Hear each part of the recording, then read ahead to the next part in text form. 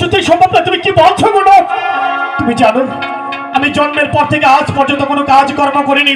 আমি কি করে বকুল গাছ কাটবো আর কাকে দিয়ে গাছ কাটাবো? তুমি বাড়ির পাশে পানি খাইবে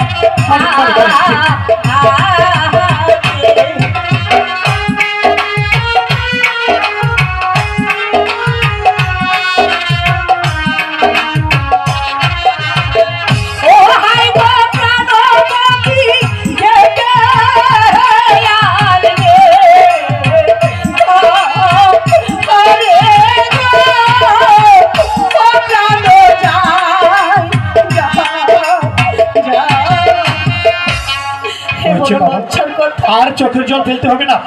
আজ এই মুহূর্তে আমি যাব মানিকের মার বাড়িতে, যত টাকা লাগে আমি মানিককে দিয়ে গাছ কাটিয়ে ছাড়বো। বকুল গাছটা কেটে দেবে? সত্যি সত্যি এবার খুশি তো? তাহলে চলো আমাকে খেতে দাও, তারপর আমি মানিকের মার বাড়িতে যাচ্ছি। তাই চলো।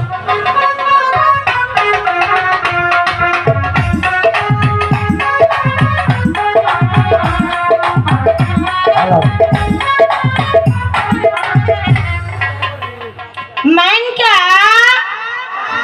আরে ও বাবা মানকা, তারা জায়গা ভিক্ষা করবার লাইগা আমার পোলাটারা কটা খাওয়াইবার পাই না। ও বাবা মানকা, না খাই খালি খেলাধুলাই করবি?